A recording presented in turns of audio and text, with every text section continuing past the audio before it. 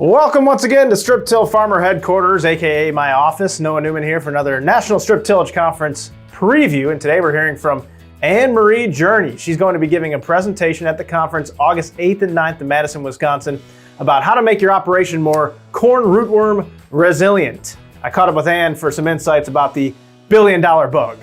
Called the Billion Dollar Bug. I've actually seen numbers now that indicate worse than that. But that's taking into account the whole package. You know, you've got the price of trying to manage it. You've got the cost of any actual yield loss that you suffer. If you add in angst and worry and the rest of it, it's probably way over that. The amount of time that people spend scouting and not necessarily getting great information back from that scouting also should be added in.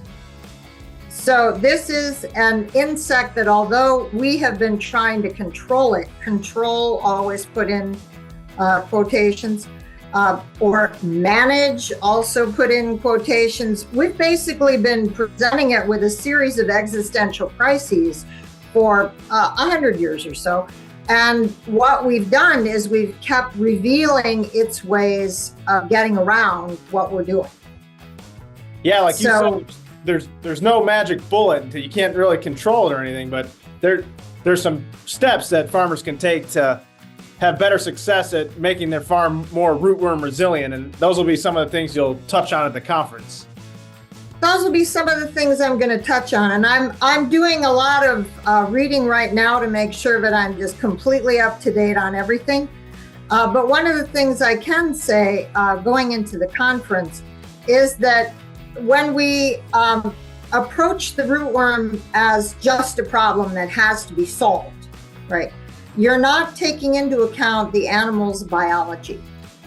And so you're hitting it just at certain points or with certain methods or controls, and you're not allowing yourself, in effect, to have a conversation, to gain insight back from the rootworms about what it is that makes them successful in any given place.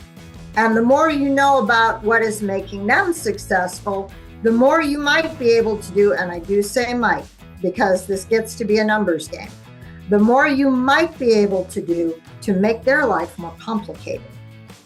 And there's different kinds of species of rootworm, correct? There are 3 species, and we have 2 subspecies.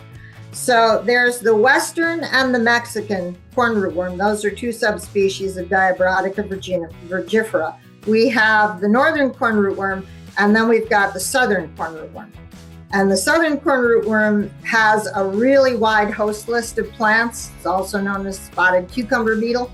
It eats grasses and other things. So that one is kind of a tricky one to deal with just because it's so flexible. But within the Northern and the Western, you've got beetles that have worked their way around pesticides, around crop rotations, because they have tricks up their sleeve too. And if you know what some of those tricks are, you can tilt the table a little bit, a little. The hard part is, you know, if somebody says, well, what do I do to get rid of corn rootworm? The flip answer is never plant corn. But even that might not really do it in some locations.